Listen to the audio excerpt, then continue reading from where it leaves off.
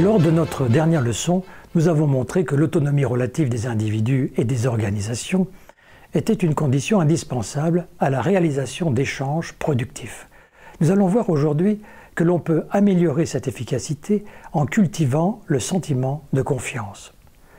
L'autonomie relative, comme fondement de l'organisation sociale, crée une infinité de centres de décision dont la relation entre eux devrait être régie par l'intérêt partagé, dans les limites des impératifs de l'ultime projet. Ce respect de l'intérêt partagé est un gage de paix et d'efficacité et de productivité. En effet, quand les intérêts s'opposent sans concession, les luttes et la violence mobilisent une énergie considérable qui n'est plus disponible pour le bon fonctionnement de la société. Grâce à l'intérêt partagé, les échanges s'effectuent dans les meilleures conditions. Ainsi, la société vit des échanges entre ses multiples composants autonomes. La société fonctionne comme un moteur.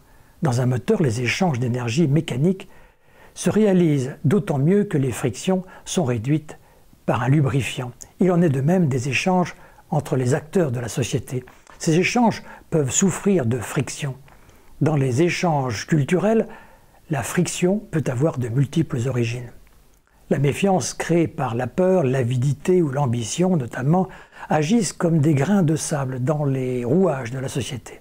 Le non-respect de l'intérêt partagé suscite une méfiance qui invite à se protéger. La réaction normale de l'autoprotection freine les échanges en consommant beaucoup de temps et d'énergie pour se protéger. Au contraire, avec la confiance, les échanges semblent lubrifiés.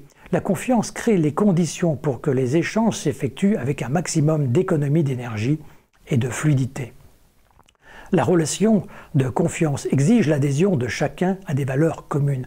Quand ces valeurs sont générées par l'ultime projet et partagées par tous les partenaires, rien ne s'oppose à la résolution des problèmes posés par des projets courants. Le conditionnement à la confiance par l'éducation du fait de sa puissance productive et par conséquent protectrice est un impératif moral.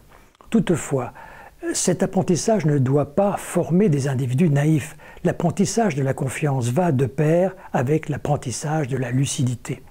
La confiance se donne au départ pour amorcer une relation, mais elle sera limitée et c'est l'expérimentation de la relation qui permettra d'évaluer le niveau de confiance que l'on peut accorder aux partenaires. Cette capacité à évaluer le niveau de confiance s'apprend par l'éducation. La trahison de la confiance conduit à l'exclusion du délinquant tel un grain de sable évacué d'un engrenage, à la différence près que le délinquant ne sera pas jeté, mais invité à découvrir les avantages de la confiance. Sans la confiance, la vie humaine s'apparenterait à celle des animaux sauvages, toujours sur le qui-vive, dont la recherche de la sécurité mobilise une part très importante de l'énergie disponible. La productivité qu'apporte la confiance donne un avantage sélectif décisif aux personnes et aux organisations qui la cultivent. La confiance lubrifie les échanges mais représente un risque dans l'exercice de la liberté d'expression. Sans la maîtrise de ces limites, on peut insidieusement se faire le complice passif d'une expression nuisible. Ce risque est grand, notamment dans l'expression humoristique. Voyons cela de plus près. Certaines formes d'humour tirent leur origine de la frustration. L'empirisme des cultures a produit des traditions dont le sens ne s'accorde pas toujours avec le fondement de la morale de la vie. Ces traditions entravent certains comportements avec des contraintes injustifiées qui gênent l'épanouissement individuel. Les cultures recèlent toutes des recoins qui sont comme autant de prisons qui étouffent la pulsion de vie.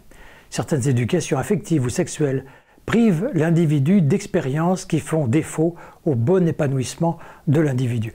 Ces interdits contre nature engendrent un mal-être quand ce n'est pas une souffrance récurrente. Face à ces difficultés, la soumission, la révolte, l'activisme, l'action politique, les arts ainsi que l'humour sont des réponses possibles à la frustration. L'humour est une forme de révolte pacifique quand il extériorise l'insatisfaction. Il est alors une expression dissidente de la culture ambiante. L'humoriste prend de la distance par rapport à elle, tord les mots, joue avec la langue, trahit le sens des comportements, bouscule les académismes, déforme les intentions, humilie les intouchables. Et malgré ces turpitudes, l'humour régale l'esprit, non sans raison. En effet, à travers l'humour, c'est la pulsion de vie qui s'exprime. Cette énergie biologique affirme ainsi sa supériorité sur des règles culturelles entravantes. L'humour rappelle que la culture n'existe que pour servir la vie. En piétinant certaines plates-bandes inutiles de la culture au nom d'un besoin secret de la vie, l'humour nous protège de la sclérose culturelle et de ses dictats. Il nous libère au moins un instant des barreaux qui nous retiennent prisonniers dans des cellules arbitraires que l'ignorance des hommes a construites au cours de leur histoire. Mais l'humour ne dispose que d'une liberté conditionnelle, d'un espace d'expression limité. Quand il en sort, l'arme libératrice se retourne contre la vie. L'humoriste immoral attaque la vie plutôt que de la défendre. Il n'est plus qu'un rebelle qui se trompe, un lâche qui racole une majorité contre des plus faibles. Pour éviter de se laisser entraîner vers la trahison, les partenaires de rire d'un humoriste doivent vérifier qu'ensemble, ils partagent les mêmes valeurs, celles de la morale de la vie. Et là, nous revenons à la notion de confiance. Sans la confiance en les valeurs d'un humoriste, ou d'une façon générale de tout leader, nous prenons le risque de devenir complices d'une délinquance morale.